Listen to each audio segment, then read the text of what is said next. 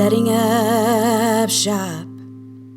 Hello, everyone, and welcome back to Setting Up Shop, your podcast for maker people who create, who want to take their hobby possibly slightly closer towards being a business, maybe full-time, maybe part-time. Welcome to you all, whether you're a maker or not, and you just like listening to us. It's good to have you back. My name's Dan. I'm your main host. I'm a wood turner from the UK, and with me, as always, are Heidi, a potter from America. Hello. And Rasmus, a blacksmith from Norway. Hello.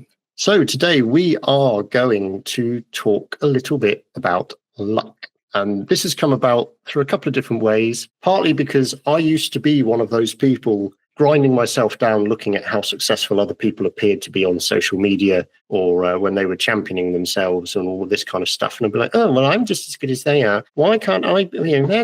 How come my stuff's not gone viral on this? And all of that kind of good stuff. And over time, you realize that it's not about luck and it's not necessarily about, oh, they paid to have a blue tick on their social media or whatever, any of that kind of stuff. It's about the effort that you put in, basically. And so a prime example of this is, and what we're talking about really is getting over fear, as so much of this stuff always seems to be. And I'll start with a prime example I feel from my own personal experience, then we'll have a chat with the other guys as well about theirs. I've started doing wood turning demonstrations at clubs around the UK. So for those of you who aren't in the wood turning community, as with many hobbies, there are clubs of people all over the world who like to do that kind of thing. And they'll quite often have people come around and demonstrate different techniques and things or inspire them with different ways that they do stuff. And I started doing these a couple of years ago, and I would do maybe 2 a year. Okay. Now this is a paid thing, so you can get paid for your time. So it's a very good thing to start doing. It's in the evenings, so you can do it after hours from a work event,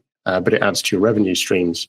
And about 3 months ago, I just suddenly decided, do you know, this doesn't make sense that I'm only doing like 2 of these a year. So I looked up and there was an online list of clubs that are affiliated with the Association of Woodturners of Great Britain. And I just looked up all of the club details for those who were within a 2-hour drive of where I live. And I sent them all the same email. And I said, hi, my name's Dan. This is what I've been doing. This is where I work. These are my qualifications, in effect. Introducing myself. Would you be interested in having me come and demonstrate at your club? I am available. I'm taking bookings for next year. So not a begging letter. Just introduce yourself, make them know who you are and all that kind of stuff. And shock horror, I've suddenly got lucky. I've now got another 5 demonstrations next year and 3 more people waiting on committee responses. I mean, that's really surprising. What a coincidence. It's absolutely amazing how lucky I've gotten in that scenario. So lucky. Absolutely. Some people just have all the luck. No, well, it's the problem with being, this talented and having a beard. And it's just, it just kind of just makes everything happen, you see. It only happens because you showed them your tits. You waited until I was taking a sip of drink. Exactly. Statement. Absolutely. No, I think you'll find it was because we've now got our own merch. That's what it was. And I was wearing it, and that was the attraction. Absolutely. Made you more handsome. Oh yeah, most definitely. It is a bit more form-fitted over the belly. Right. No, Raz, in the pre-show. So I should remind everyone that we do very much appreciate you guys listening to us and any feedback you give. But we also appreciate that a few of you have also taken the moment to subscribe to our Patreon account, which is quite a low monthly cost, but it's still a cost. So we appreciate that. Yes. And we do now also offer content to those of you who pay for the monthly subscription, which in the form of a continuation of conversation, a bit of an after show kind of thing. And the first one of those was released this week, actually, on Monday. And so that's available. So if those of you like our ramblings, like what, hearing what we say and want to give back a little bit, it would be appreciated. In fact, I've actually calculated out, and I haven't got a problem telling the guys this, in order for us to break even with the costs of running this particular podcast, we only actually need another 5 Patreon subscribers. And then we can continue doing this as long as the costs maintain as they are. So for those of you who want us to keep rambling on in the long haul, if you think it's got profit to it, then please feel free to commit to it and tell your friends too as well. Small internal advert there, mucking up our chain of thought. So Rasmus, you were talking in the pre-show about your example or an example you had of how much more successful you were when you actioned something in your time. Yeah, I've it's kind of this weird coincidence, like you mentioned, that when I'm good about like posting reels and photos and using my stories and sort of saying what I've been working on and those kind of pretty basic things, really, but maybe also sending out newsletters, that like just after I do that, I suddenly seem to get a lot more orders randomly coming into the website. Yeah. And it's really strange. Like I do some kind of work in one area and then money shows up in another place. Fantastic, isn't it? When you, if you actually actively tell people and remind them that you exist and you have things available for sale or courses to book or whatever the case may be, that you suddenly get a response to that. Yeah, really weird. It's almost like that's become a common marketing thing, and that an awful lot of retail outlets and conglomerations have active newsletters as a primary focus for getting things done. Yeah. What's your experience with this, Heidi? How have you ended up being so lucky as possibly arguably the most successful out of the three of us, depending on which month it is and what market Rasmus has been to? Right. Let's rewind a little bit to baby Potter Heidi. I was terrified to put my work out there, and I did have a little bit of that, but everybody else is better than me. And that's why they're so successful. They're just so much better. And I have to hand it to like Tony Rouleau, who had this event up in New York. It's called the Slip and Slide Party. He invites a lot of creative people there, a lot of makers go to it. And he encouraged me to bring some pottery in the trunk of our vehicle so that, you know, I would have an opportunity to maybe sell some work, or at least like show people what I can do and possibly get people to order custom mugs for me. And I was so nervous. I waited until it was almost over, and he was nudging me like, all right, can you get the stuff out? Jimmy's here. And, you know, Pat, or I don't think Pat was there. There were like a bunch of bigger names in our maker community. And I was like, oh, are you sure? Because I feel kind of bad. Like I feel kind of bad, not just about my work, but that I'm exploiting a fun time to put myself out there. Like, this isn't about me. This is about community. This is about us having fun. I don't want to take people's money. Like, that feels icky. And he's like, when else are you going to learn? He's like, this is a safe group of people to share your work with. And I did that, and I sold out of everything that was in the little box that I had of pottery that I took up there, you know? Ooh. Like, everybody took something, and everybody found something that they loved too. It wasn't like, you know, charity case. Yeah. It was like people were legitimately happy to have something from me and legitimately encouraging that I should continue moving forward with my craft. And I just remember like coming home from that event and just feeling like, why couldn't I have done that on my own? Like, what was inhibiting me from deciding that I was worth something, that my work was worth something, that, you know, I wasn't any less than the other people that had the confidence to just pitch their brief. Yeah. And really, that was like the catalyst for me to just chase what didn't necessarily fit like the corporate playbook. It was more about building community and sharing what I loved. And as a result of sharing what I loved, people became interested in what I was doing and said, oh, I love pottery. Could you make me this? Could you make me that? Which then in turn made me try new things, made me a better potter, made me more confident when I spoke to people at markets, gave me more material to write about in my social media.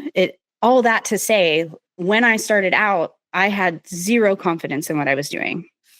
Zero belief in myself, zero belief in what I was making was like what people would even want. And I did see other people's success as being like, oh, they just had more opportunity. No, I had the opportunity. I was just afraid. Yeah. I was afraid to put myself out there. Yeah. It's removal of the fear barrier. That's kind of, and not that there's just this one big fear barrier, but there's so many of them that we don't identify until either it's too late or until someone else points it out to us and goes, hey, let's take that away. Yeah, everybody needs a Tony. Yeah. Mm-hmm. Yeah. Well, funnily enough, you saying that reminded me of my boss at work, who he wouldn't actively promote me as a wood turner because he doesn't want to lose me from what I'm doing. Not that he would deliberately avoid giving me work or pushing people towards me. But I think he's well aware of the fact that if I really put the effort in, I could just leave and do this full time. But he had a situation at work where he was like,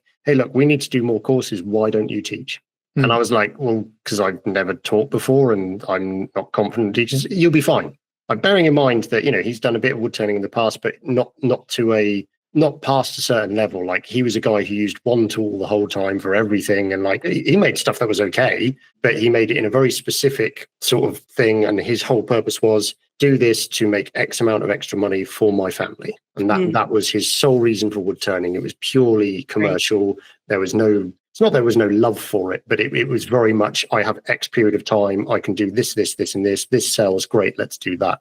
So it was a business opportunity more than anything else. And so, yeah, he pushed and I sort of said, oh, right, okay, well, I guess I think I could do like a 1 day on this and maybe that, and I can practice this and whatever. And he really had to like almost bully me into doing that. Well, I've now been teaching for the better part of coming up to 8 years. And I really enjoy it, and I have learned so much from it. I have learned how to read people, how to understand the way that other people learn, but also the way that I need to move a tool in order to shape something, rather than going, oh, well, I just do it. You think about it a lot more, which has made me better. I've understood where things are going wrong, so therefore how I can improve. And then I have improved, and then I've gone, right, okay, the course is getting stale and boring for me as a teacher. So how do I now make it more interesting? Well, actually, if I adjust this, and this, I've now freed up an extra hour at the end of the day. Now we can fit another project in, or now we can start talking about some advanced techniques. Now we can start, playing around with other things. The students don't necessarily know any different. They benefit from it, but they don't know any different. But I'm constantly kind of tweaking things and trying to improve stuff and all the rest of it. So that's pushed my confidence up, which then meant I was like, well, hell, if I can teach 4 people or 5 people for a day, I can stand in front of a group of other people for 2 hours and do a demonstration. Like, standing up and talking, right. Shock horror, I'm quite comfortable doing that. Very surprising. So combining all those things together, like, but he didn't then, I had to ask him if he'd be willing for me to do demonstrations at work. And he was initially reticent because he was like, well, how much are you going to want getting paid? I'm like, no, I want to do it for free. I just want the experience. Like, I need to know I can do it. Like, I need a platform in which to do it. But I had to have that confidence and that kind of removal of the fear barrier to say, hey, can I put myself in this awkward position because I know it will be an opportunity for growth? And then, even though I did that and I got to that point of doing these demos a couple of times, I was looking around going, well, why haven't you asked me to do a demonstration? Like, do you do them? Literally, there's a club down the road from where I work, and they didn't even know I did demonstrations, even though a lot of them come in and buy from me because I hadn't told them. Yeah. I just assumed they would naturally, by osmosis, find out because I'd done one at work, but they didn't make the connection between you've done one at work means that you will happily do one at a club because it's a different place. And it's like, well, no, you've got to go out there and tell them. So certainly making your own luck. And I think, and this is as much a sort of lecture to myself as it is to everyone else here. If you find yourself sat looking at your phone going, well, how come they do they deserve doing that? I'm just as good as, or if not, you feel that you're better than that person who's got a magazine article or won a scholarship or, all of those things, which realistically are because they've sat down and have gone, right, how do I apply for the scholarship? What do they require me to do? How do I find someone to sponsor me for the scholarship who's of a good enough name that means I'm more likely to get the place? What magazines want you to write an article for them and you pay them to appear in that magazine, theoretically as an advert, but it appears as if it's an article about yourself? There's a lot of that kind of stuff that is actually available to you. So I'm kind of using this far too much as a hobby horse platform to kind of just say, hey, look, you find yourself doing that, stop and check yourself and just think about that and go, right, what is it you would actually want? Do you want what they've got or they're doing? How do you get it? What are the steps you need to take? I mean, it's very easy to just sit there and look at your phone and go like, oh, that fucker. Why do they have the chance? Why is someone just giving this to them, this opportunity, these tools, blah, blah, blah, blah. And it's like you say, well, have you done any of the work to put yourself in a similar position or talk to someone and ask about the thing? Yeah. Because if you haven't, then what right do you actually have to be envious of anyone? Yeah. I actually didn't know that's how like social media sponsorships worked. That it was more about you reaching out to the brands versus the brands suddenly discovering you and, you know, reaching out to you. Like there's specific networking events that you can attend to kind of be able to talk to those brands about yourself. Like, you know, we have in America, we have Workbench Con, we have all those different big organizational things. You guys have Maker Central where you can be talking to those brands and those brand representatives. I just always, in my head, for some reason, I assumed that was like a they come to you situation where that's the story they sell. Well, true. And in some cases, that's true. Like Colin Furze gets, you know, because he's so famous and he has so many, you know, eyes on the screen. But when it comes to people like Pat Lapp, who, you know, worked similar to you, Dan, he was working in a shop selling equipment. And then, you know, started making videos. He was really funny. And then he knew these representatives and it was able to like, hey, you know, I do this, you know, is there some collaboration we could do here? I think Paul Jackman does the same thing when he started working with Brunts and Carolina and all those companies. Like, I don't know why I had that in my head that that's the way the ecosystem worked. Yeah. That I was a small fish. They were a big fish. They would come, you know, make me part of them. But it's completely opposite, as well as like, if you want to know these people, this is the other thing. It's like, you have to put yourself in a place where they're at. Like there were these, I have so many examples of this, like and I don't want to rag on Ben at all because he's lovely and he's my husband, but we are two polarly different people. He is so much like, he's so much more fearful of people and crowds and putting himself out there and doubtful. And I used him as a catalyst to say, no, we're going to the Lincoln Electric thing in Cleveland and we're going to meet Laura and we're going to meet Jimmy and we're going to meet, you know, all these people that you watch like every single video that they put out. We're going to go meet them and talk to them and understand what this space is like and, you know, what kind of aura they have. Are they magical beings? Yeah. Or do they just understand like I said before, the ecosystem of who to talk to, what is authentic and, you know, what is exciting about what they're doing. Yeah. And it was like that coupled with, you know, Tony's encouragement from myself personally. But I think a lot of the reason that I was even in that space to begin with was because I wanted to prove a point to Ben that that's what you have to do. It was less about me trying to prove a point to myself and more about me going, oh, you like these people? Do you want to meet them? Because they're people and, you know, you already talk to them online all the time. You're in that like special group that's talking to them and they're looking at your stuff and they're like, why aren't you doing whatever? I love how much that your way into getting past your fear of whether people would like your pottery or not was because you had to prove a point to your husband that all these other people are also just people too. And yet when you got to that event, you didn't want to interrupt those special people's time with your little stuff that you made. Yeah. Because you didn't think it was worth a conversation.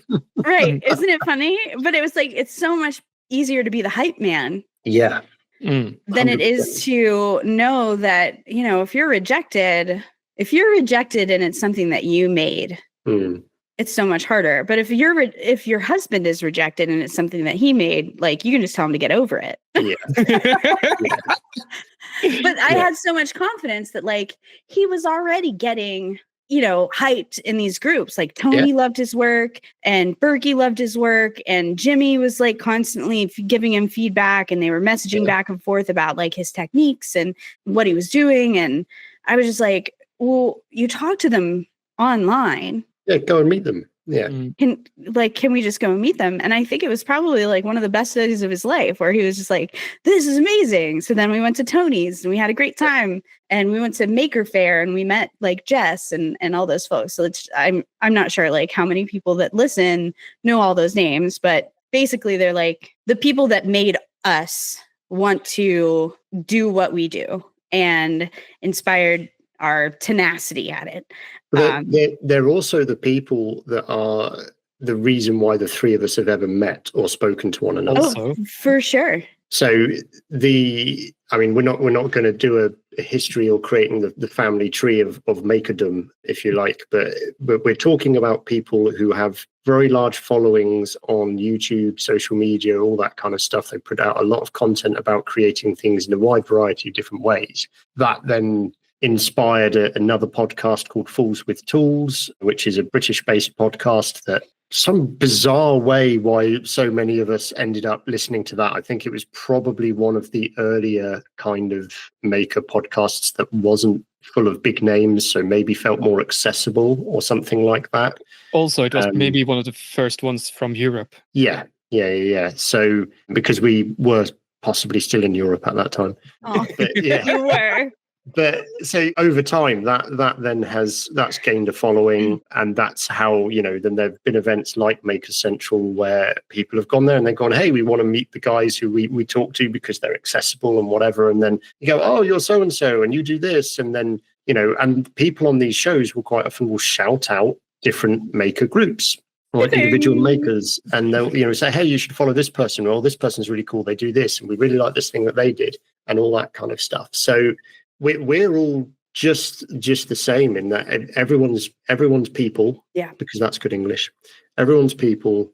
It's just that some people feel like they're the rock stars that are unattainable because we put them on a pedestal. Yeah, and the reality is when you go and meet them, like there's a maker that when I have a hug from that person, I will never have as good a hug as I have from that person, and I'm not going to tell her who it is because I don't want to share that hug. I am literally like that is how much I want that. If you're listening to this podcast and you think it's you, then dwell in that joy and delight of thinking that it's you. I'm not going to tell you otherwise. Maybe you should listen to the after show chat and maybe I'll share it there. We'll have to wait and see. That's a good tease. That's a very good tease, isn't it? Sign up to Patreon.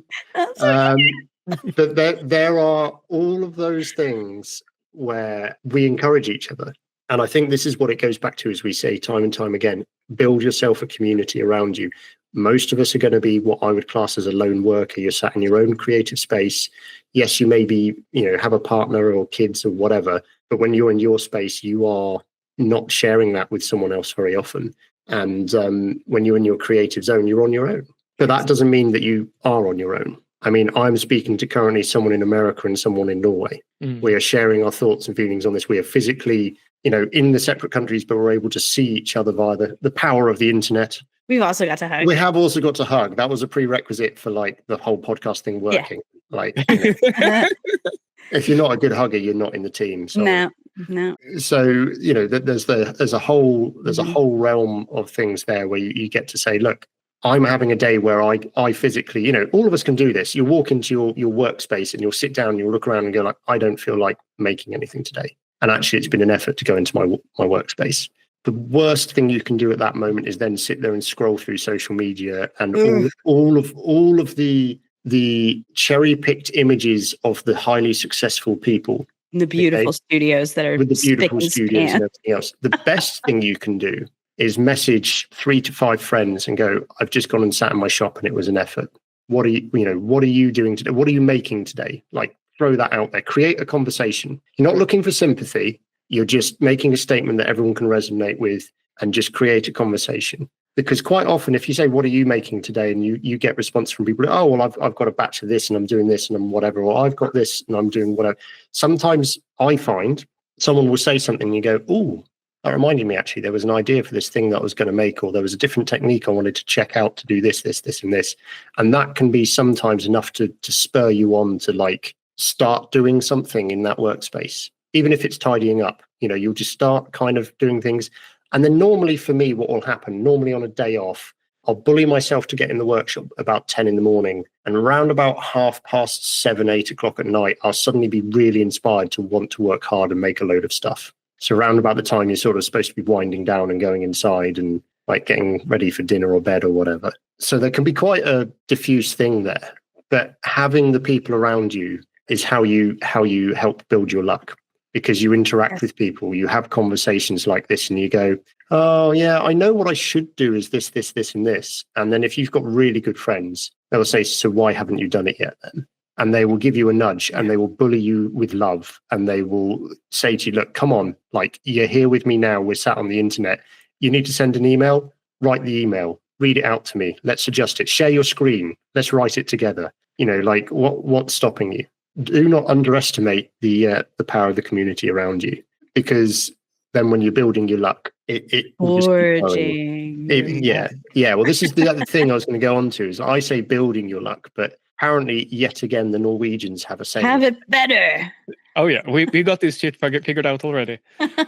There's actually an old Norwegian saying of everybody is their own luck's blacksmith. That's sort of how the saying would go in English. Enhver er sin egen lykkes smed. And it basically means like you are in charge of making your own luck. Like we're saying, you're going out there doing the things. Forging your own luck in particular. Yes. Yeah. Not forgeries, but forging, making. No. Well, the reason why I angle it specifically towards forging is because forging is not just about, it's very specific. Like you have to heat things, you have to hit them, you have to twist them and manipulate them and then join them together with an intense like thing. It's not just I cut the shape out of a piece of paper and then I painted it a color. You know, it's a bit more effort into it, you mean? Yeah. It requires a lot more masculine process. It is more masculine, but I'm not going to lie. Every forging class I've ever seen has got at least 2 women on it, and they are always the ones who are much more drawn to the fire and much more likely to smash the crap out of the pieces of metal than the men. We have feminine rage. Yeah. I'm not surprised you have pink tax as well, and I mean that'd be enough to send me into a feminine rage. Yeah. But yeah, that's why I wanted to lean more towards that, Rasmus. The whole because for you, forging that's your day to day, but for the others, innate for you now. Actually, sit down and work out right. So I am taking a piece of raw metal. I've then got to heat it up towards a certain temperature. I then have to take another piece of metal on a stick, and then I've got another piece of metal which takes the first piece of metal out of the heated situation. I'm then going to lie that on another piece of metal, and then I'm going to smash it hard with a hammer. And I've got to understand what direction I'm smashing it hard with a hammer. And then as it cools down, I'm putting it back in the heat again. Like it's not just a really straightforward process. And I know I'm over laboring this point now. I mean, I guess I've fallen into the trap of getting so accustomed to all the complexities of forging that to me, it's more of, no, I just hit it and the shape appear and I'm more or less happy sometimes. Yeah. That's a video game. Yeah, I mean, that's forging in Skyrim. Like you go over to the anvil, you click a button, you get the menu, you choose the thing, here you go bing, bing, bing, and it's done. Yeah, 3 hits. Yeah, 3 hits, and you've got a full plate of armor. Yeah, it's nice and easy. I don't see the problem. Yeah. But honestly, just today, I had a conversation with someone who stopped by the forge. And immediately by the questions they asked, like, oh, you have done like hardly any crafts at all. Like, because the whole concept about how this work is like, I had to go all the way back. So do you remember Play-Doh? Yeah. That's what I do with metal. Yeah. And that suddenly go like, oh, but how? The thing is, I was just going to say, is you say you go back to the beginning and you say, do you remember Play-Doh? That's what I do with metal. But how do you get the metal to be in that state to do that thing? Yeah. So let's tie this back then to the whole reason we're bringing it up is forging your own luck and making your own success. Taking an example at the moment, one of the things that I desperately want to improve is being able to take my own product photography. Okay, and I possibly mentioned this in the past. I have a fantastic product photographer that I have access to. He's about 30-minute drive away from me. He's got very reasonable rates. The look that he does to my stuff, most of the photos on my website are his. Really happy with what he does. And I quite like chatting to the guy as well. It's good fun to go over there. But I have to save up products to go over to justify the time. So you do a whole batch rather than just one item. Yeah. If I could get a better understanding of how to dress the layout, how to, what sort of look I'm trying to achieve, and just simple isn't easy. Okay. So, being able to do all of that, if I could understand all of that, I would really appreciate being able to do that and being able to sit there in my own workship and go, right, or whatever space it is, and go, right, here's a lighting kind of area. So it's consistent. Here's my camera. Here's my thing. I can take a load of shots, and I am confident that with minimal editing, they will come out not necessarily as good as the guy who's been doing it for 40 years, but good enough for me that I am happy to put them on my website. That is a thing that I want to achieve to get better at. Okay. So I'm going to now use this platform that we've created to reach out there. So if anyone is listening and they've done a lot of that and they're happy with that, and maybe they've taught it a bit in the past, or they're willing to offer some advice, if you can reach out to me, tarrants.co.uk, that's on Instagram or on the website, that would be fantastic. Or if you've found some form of learning platform that you've used to get better at that you really like, please send that to me. But I am well aware that it's not as simple as, oh, well, I just need a new backdrop and one new light. Like, don't fall in the trap of just buying equipment. I need the person to explain to me where the position of the light should be, what type of light it should be. You know, is it yellow? Is it white? Is it, is it going to be diffuse? Is it going to be all these different things? There's a whole, there's a reason why photography is a whole subject in its own right. Right. But if I want to learn that, there's a lot more there. It's not going to be as simple as, well, I can just watch a 5-minute tutorial on YouTube. I can shove a lamp behind a curtain to diffuse some light at this angle, and then I'm going to get the shot that I want each time. Because I won't. I'll get the shot that they've set up for the YouTube video, but that's not necessarily the kind of look or the feel that I'm looking for. So the work to get me there is quite a few more steps. And I'm willing to do the work, but I just don't know what the steps are necessarily. Mm-hmm. I very much also want to get better at product photography. Yeah. Because I do it. Sometimes it's okay. Sometimes I know I should get back to this. And then 3-4 years later, I still haven't got back to take better pictures. Yeah. I need to as well sit down, learn more of this properly, and also try to figure out this is the setup I like at the moment, and just have that more or less ready. Yeah. So that, I finished a thing, need pictures, go to the corner, turn on the lights, take the pictures, moving on. Yeah. Instead of every single time having to reinvent the wheel almost. Yeah. And that's also Dan, you had mentioned before about we're scrolling through Instagram and we're seeing these heavily curated images and everything. Well, that's not luck. That's also them learning that part of the craft to say I can photograph my work, or I can photograph a corner of my studio and make it look ridiculously gorgeous. Yep. But the rest of my studio looks like shit. They're not showing every part of the story, and maybe that's behind a paywall for you, or maybe it's, going to those spaces to see it. I think one of the things that really defined me as the potter that I am was that when I was in college, I went to art school and I experienced what it was like to share a studio, and, what that was like, and, how to clean my space and make sure that, my wheel is ready for the next person, or my space was ready for the next person. And it was really about having a working studio versus having something that was picturesque. We were in this, I forget what they called the space for the sculpture area. It was the old forge or something like that. It was it was on the campus. It was an old municipal building or something, for the equipment manager or whatever. Yeah. So it was nothing to look at. It was ugly as hell, but we made some beautiful work out of that, really shoddy space. And I think that's the other thing that goes along with this whole conversation is sure, you can sit there and be oh, you're so lucky you have all these tools. Oh, you're so lucky you have this space. Oh, you're so lucky that you have this community around you. But in the same, I worked out of this tiny little room for 5 years. Yeah. And I produced a mega amount of work. Mm-hmm. And I sold a ridiculous amount of pottery. The dream was I would have a larger space. The dream was I would have my own shop. The dream was, all these things. And it's easy to get caught up in, I don't like how the space feels because of the light. Okay, we'll change the light bulb. I don't like how cluttered it feels. Okay, well, figure out, there's a system called 5S.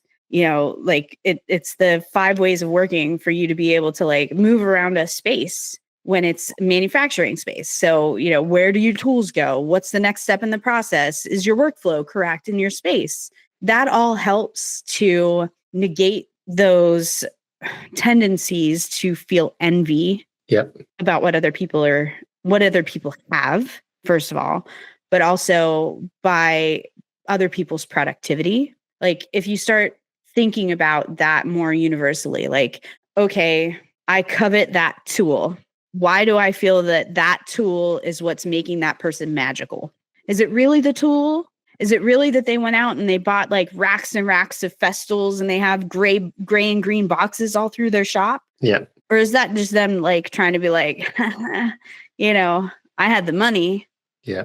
Is that Craftsman tool just as good as that, you know, Fest tool for what you're doing at the stage that you're at in your career? And I remember, not to digress back to like those days back when we were first starting out, but like, I remember Ben being hesitant to buy what he would describe as like throwaway tools, cheap tools from like Harbor Freight. If he was going to invest in tools, he wanted to invest in really well-built tools that he could really feel like he would be able to utilize for years. And I was of the mindset, get cheap, learn how you're doing it, and then, you know, see if you're going to stick with it and then put the money into it and get something bigger, better, you know, stronger, faster, or whatever that song is. But like, do you ever look back at your time, you know, coming up in your field and go like, why was I so hung up on that like name brand thing, or that, you know, that big space, or that, you know, car, or, you know, was there any device or something that was like impeding upon you actually taking the steps in your crafting experience because you thought you had to have that one thing and then you could do it? I mean, for me, definitely it was the lathe. Well, I mean, you definitely needed a lathe. Yeah, I know, but the one I've got now is the fourth one I've owned. Wow. Oh. Okay, so I had a lathe at the very beginning. I picked one up as an exchange for something else from a guy I was working with. I had no interest in wood turning at all, but it was a machine I didn't have for my machine collection kind of idea. The motor didn't work, and my initial thought was, I'll just tinker with the motor kind of thing. Very quickly learned that I have no interest in that kind of motor, and I'm not that way inclined. You know, if I was, I would have been a mechanic. Opportunity came up at work where I changed job, where we you know, it was predominantly to do with wood turning, and someone wanted a different lathe, or wanted a different motor for a lathe. And like the boss was like, oh, well, we haven't got anyone who can swap them over. And I was like, well, actually, I've taken that exact motor off my lathe like 10 times. I know how to take it on and off without it being a problem. He said, well, that's fine. But what am I going to do with this other motor that's just going to be spare? I'm like, well, I need one that works. It's a me, Mario. Yeah, exactly.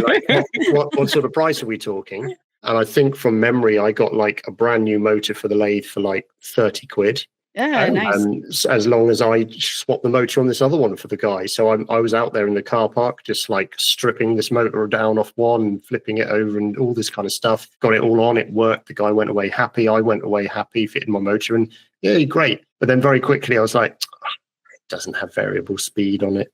It's got fixed speeds. Like, you know, you're never happy. It's not got all the bells and whistles on it. It's like it's on or off, and it will run at the speed that belt's on. And if you want to change the speed, you've got to stop it. You've got to pull the motor forward. You've got to move the belt. You've got to do all these things. So I was chasing like that kind of, but if I just get this, then my turning will get better, rather than focusing on actually doing it. So I saved up and bought a motor that did have variable speed, and I did that, and and then the other, you know, and just each time there was like, I was buying one, it was improving it, it was getting it better, until I got to the lathe that I've got now, which I'm very happy with, but it's not big enough. Like, it will do 90% of the work that I do. It's absolutely fine. It's great for teaching people on all of that kind of stuff. But I am getting asked, I got asked this week, hey, you know, someone reached out to my day job and they said, oh, do you know anyone who wood turns? They've put my name forward, which again, oh, that's lucky. How did that happen? Well, because I started telling people I will do small wood turning jobs, and the other staff heard about it. So now when anyone on site gets a phone call, do you know a wood turner? They give them my name, not someone else's. Amazing how lucky that made me. But they reached out for a job and they said, oh, we need someone to make these 5 table legs. And I looked at it, super simple design, really easy for me to do. Cool. What size do they need to be? Oh, they need to be 900 millimeters long. Great. The maximum capacity of my lathe is 850. Ooh. Sorry, I can't do the job. So now I'm at a stage. Sorry?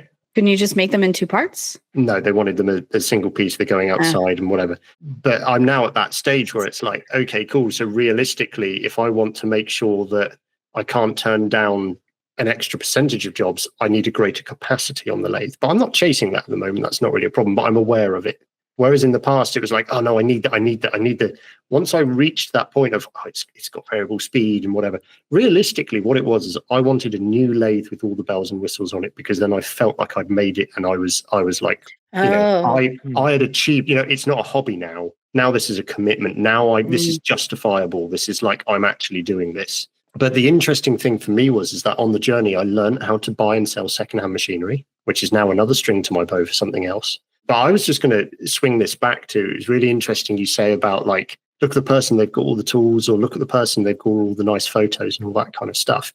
I'm not in one of these episodes, but Rasmus and I have had a conversation in the past where I've genuinely said to him, I said, look, you're like half my age. You pretty much you're like 15. You pretty much thank you, Heidi. You pretty much from the womb been like playing with plasticine and then hitting things with a hammer.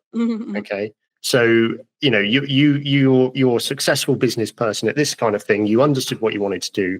I'm now a bit older. I have a personal, not a bugbear, it's a personal frustration with myself that I didn't know what I wanted to do until I was a bit older. That's for me to deal with, nothing else. But I was trying to say to him, right, how do I get to the point where you are full-time doing what you are doing, what you love, what you're passionate about, and I want to be there. So what steps do I need to get from here to get there? Like, you've been doing it like, I think it was 8 or 9 years, I think we said, wasn't it, Raz, or something like that? I've been self-employed for 12 years now. Yeah, so you've been self-employed for 12 years. Yeah. The difference being is if I went self-employed today, when Rasmus went self-employed 12 years ago, did you even own an anvil at the time? I was 9 years old. Yeah. I fucked a lot of years. I was 21, thank you. Okay, but did you own an anvil at the time? No, I actually managed to borrow 2 anvils from a neighboring farm. So going full-time as a blacksmith, and you didn't even own an anvil at the time, right? But the point you made to me, Raz, was the fact that if I now at my age went full-time into wood turning, I already have all of the kit that I should need. Yes. To do all of the jobs that people will ask of me. So I'm skipping ahead like 6 or 7, maybe even 8 years of Rasmus's like progress. Because like he would take certain jobs, but then he couldn't take others because he didn't have the right kit, or he'd have to make the kit and it would take longer, or it would be more, all of that kind of stuff. Although there's still an element of me doing that, the lathe I've got's not quite big enough to do bigger jobs. Well, that's not really a difficult fix. It's a case of, right, so what lathe would I need? Do I have space? How do I save the money? Save the money, buy the lathe. Like that's quite a straightforward process. But knowing what you need to buy and knowing what it is you make, that's a whole other thing. So from the point of view of like working out how to become lucky or building your luck is the whole thing of, look, what have you already got? What are you already doing that is quite successful? What is your repeat work or your repeat questions? Or like, Heidi, what's your top 3 most popular being asked for mugs?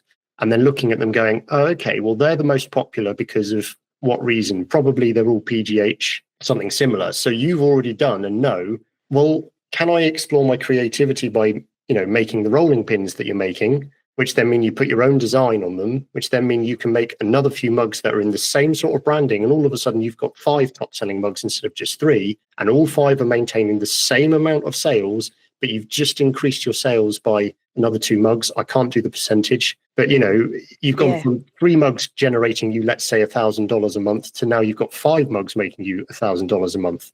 It's the pushing yourself and not getting distracted. It's the investment, but it's not getting distracted by those around you. It's look at others to see how they've made the stepping stones so that you can do the same. Don't look at the others and go, the flip side to that is like, I should be at a place where I feel confident in my craft, that I can, like, I've been struggling with the idea of going to the Craftsman's Guild and applying to be a member of the Craftsman's Guild. And that's really fear driven. I think it's the same thing as starting out as, a business owner or starting out as a craftsperson or whatever. Like, I'm still in that space where I am my own worst enemy when it comes to progressing to the next phase or the next level. There's like that, well, okay, if I do this, then it's going to require more time and more effort. And there's a chance that people aren't going to like me, or, people are going to like tell me exactly what I think I am. Yeah. When I say that, I mean, like, I'm not as good as what other people have inflated me to feel that I'm as good as, like it's really what I think. Like, oh yeah, they're just validating all of the negative in my head. If I put myself out there to do this craftsman's guild, or if I decide to go hang out with other potters, like there are these events that keep happening and they keep popping up, and I'm like, I should totally go. I should, like, those are my people. I would get along well with them when I do see them out and about, and like we run into each other. Like it's a good old time. But like, what if it's just because it was 5 minutes with those people, and then when I go and I do an activity with them for the like 4 hours, or like an overnight, firing of a wood kiln with a whole group of people? What if they really don't like me, or what if they I'm a laughing stock? What if like in what they're seeing me do, they validate that I'm not as good as everybody else telling me that I'm as good at? So it's like, I'm still, as much as I want to like parade around and be like, look how successful I am. And I think this is probably true for most people in the creative sphere. Yeah. Is that we're so consistently trying to do things better, faster, more effectively. We have a vision in our heads that we're trying to achieve, and we don't always achieve it. And it's like hardwired in creatives to maybe second guess that they're as good as what maybe their work says they are. Yeah. And that's a really, and just for everybody listening, like that is natural. It's not because you have autism. It's not because, you are this unique butterfly that like you just are your own worst enemy. It is across the board. Everyone that I've ever talked to, everyone at every success level that I've ever talked to, except for sociopaths and narcissists. Those are the people that think they're good, promote themselves as if they are the be all end all, and their work is shit because they have spent so much time convincing everybody else how great they are, but haven't spent any of the elbow grease to become legitimate. Yeah. I have a massive pet peeve about people who are too busy telling me about what they have been doing and what they will be doing instead of just actually going out and doing it. Right. Yeah. Right. It's incredible that at every stage it's still a point of pushback for me emotionally and mentally, where it's it is that imposter syndrome, right? You think you deserve recognition for what you're doing, but you don't feel like you deserve it. I think there's an element of that, but I think as well, certainly from the way that Heidi's describing it, which I can understand, is that for all of us, our craft is so deep with associating our worth and the way people accept us. Yeah. That to then see a whole group of people who we theoretically should be able to just walk up to and go, "Hi, this is my portfolio. This is what I do. You do the same. You want to hang out?" It's like in some ways it's worse than trying to approach someone for a date. Okay. Because you are making yourself super vulnerable. Yeah, more vulnerable than you would be if you're walking up to someone in a bar to ask if they want a drink because you think they're pretty. Because you are starting from a point of vulnerability more so than anything else. Because even if, like myself, you claim you have no artistic sensibilities, I make stuff, and the stuff that I make that I enjoy making, and I go, oh yeah, I think that looks nice. I think that works well. That says to other people a lot about my character, the way that I am, and everything else. It's a vulnerable moment. You put a picture of that on the internet and people look at it. And for some of us, that would be worse than putting up a picture of ourselves naked. Okay, that's the level of vulnerability we're talking about. So to walk up to a bunch of people in that state who theoretically should be able to just go, oh yeah, welcome, you're one of us. But there's that small chance that one of them who you possibly deeply respect is going to turn and go, what are you doing here? You don't belong. That's the fear. That's all it takes is that one person. Yeah, and that's crushing. And that can be absolutely horrific. So if that is a bit of that don't meet your heroes kind of thing. That's the risk, yeah. Because you run the risk of being let down because you have this fantasy about how it will go, about like you have this thing you hope you're proud of to some extent. Yeah. You want the recognition for how good it is, but what you need is recognition for the effort you put into it, not for the item itself. Yeah. So I mean, this is me going maybe a bit too far into sort of the psychoanalytical bit of it, but like, sorry, is that overthinking, Raz? I don't think any of us creatives do that. I think you're very much on this your is own different, there. very different. Nothing at all to do with overthinking, because I have never had that issue. Like, at least since I was in the army, of realizing, well, how shit can a situation be, and then surviving that. And it's like, well, after that, everything feels kind of easy. So you're saying join the army? Oh, definitely. Just join the army first, and then become the craftsperson. Yeah, You can survive anything. No, you don't necessarily need to join the army. You can just go into the woods and be miserable for a year. That will probably have the same effect. Done. I'll do it. This statement is not endorsed by Setting Up Shop as a whole. This is entirely the free-thinking Norwegian with the go to the fjord. And starve. Yeah. Go walk off into the wilderness for a year and be miserable. This is what they did. This will make you better. You know, they're like, just leave them outside. They'll be fine. Yeah, I mean, that's the Spartans, isn't it? Where are we going with this? It's not I think my point was, if you've already gone through hardship, you can survive it. Right. If you have already recognized that you can survive hardship, then nothing else that's coming up will kill you or harm you to the same extent. And to me, that's something that helped me overcome a lot of those insecurities of approaching people, whether that's craft related or dating related. I've never had that issue since the army, because it is all just people. Yeah, which is why you felt completely comfortable dropping a bottle of apple juice in front of your queen. Yes, but we don't talk about that. Okay. Well, that's another story for the after show. Yeah, I can tell the story in the after show, because I don't think I got that on the podcast before. But yes, I did meet the Queen, and I did make a fool of myself. Anyway. Within the same 12 months of interviewing the Prime Minister. So that's an interesting streak I got going. Yeah, it's Norway. It's a very small place. What's next?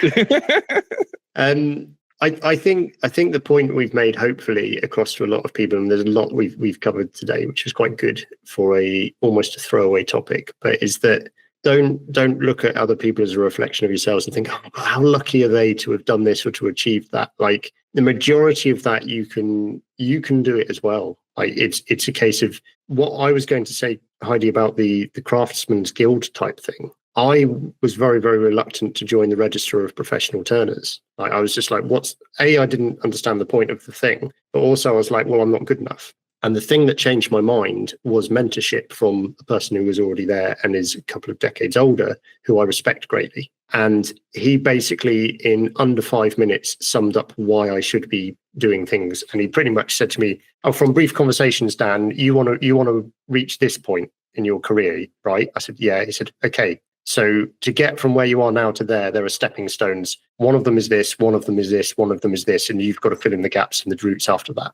That was the end of the conversation. And he just made it really clear to me, like, this isn't about whether you're good enough or not, because he just flat to my face said, you are good enough as long as you're respectful, as long as you follow these small steps. It's unlikely you're going to be turned down. And if they turn you down, what they'll do is say, hey, this is where you came short. This is what we'd like you to do so that you can reapply, and we'll chat to you again in a couple of months. It's not like this big for this particular organization.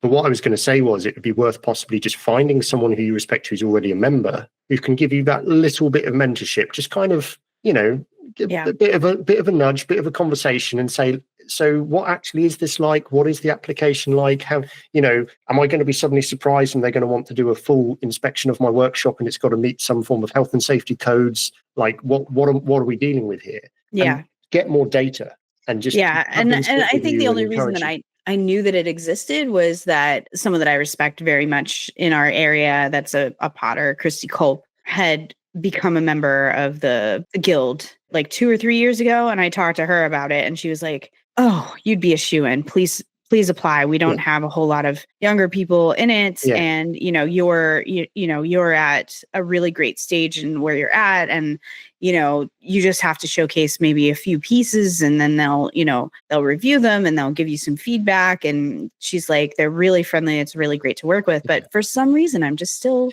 Yeah, so it'd be worth reaching out to her again Yeah. And just saying, hey, look, can I talk to you about this again? Maybe if she's available to it and you know her well enough, you can book a coffee meetup type thing and just talk it through. Yeah. But also you could, if she's one of those people who goes to the social elements of it as well, just sort of go, hey, look, would you mind introducing me to a few people? I'm not looking for a leg up. I'm nervous, but I just want to make sure this is the right group for me. And, you could even badge it as a case of, hey, look, my time resource is limited. So I want to make sure I'm spending it properly. Yeah. I think I'll probably lean towards the authentic.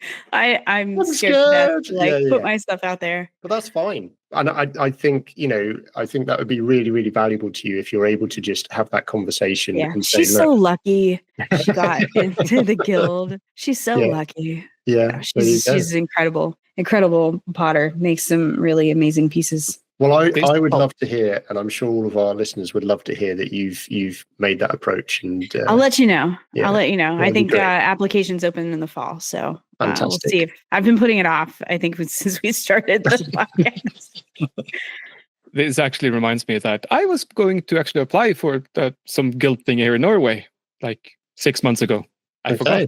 And now I got the website up, so I'll do that after. I wasn't scared. I was too busy. I'm just too busy making so much money. I probably had this feeling of like, oh, why should I do this? I haven't looked into it proper. I should probably look into it proper. And someone told me, oh, you probably should go into that. And I was like, yeah, maybe at some point. And then excuses. This is what I like about this podcast is that we've just had a conversation about no one's superhuman, everyone's just human, and all this kind of stuff. And then we have no idea if people listening to it, this sort of like look up or venerate or respect any of us here, and whether you do or not, that's absolutely fine. But you can hear from what we're saying that all of us are like, I know I should be doing this thing. Here are the reasons why I haven't. But equally, here are the reasons why each of us will support one another and go, no, you should be doing that thing. Come on, let's put the steps out there. So thank you everyone for listening. For those of you who want to hear who the best hugger that I've ever had is, we'll need to listen to the Patreon. And the only way to do that is to subscribe to the Patreon. We are very, very, very nearly at the point of launching our merch store. So for those of you who want to support us by getting something in return, like a t-shirt or a hoodie or a cap or anything like that, I am currently sporting one of the t-shirts, which is very soft and lovely. I did actually get the notification ASMR there. of mine being delivered very soon. Oh, yeah. Yeah. So Rasmus are you still waiting for yours, Heidi? For my t-shirt and my hat. But I got a hoodie. Yeah. It's a nice hoodie. Yeah. So we were just waiting on samples, wanted to make sure things was good before we did you just become American? Was good, yeah. Was good, man. So yeah, and if you want to follow on a little bit more, please follow us on our social media. So we are at setting_up_shop, SHOPPE, on all of the social media. And we've got the website, which, to be fair, we should probably update and do some things with as well.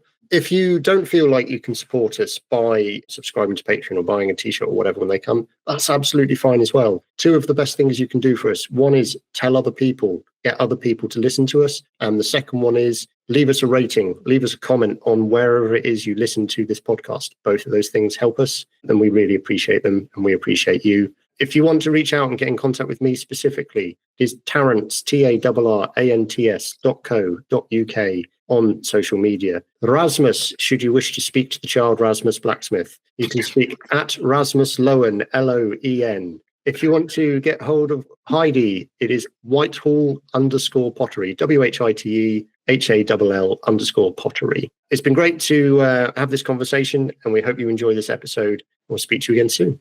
Bye-bye. Bye.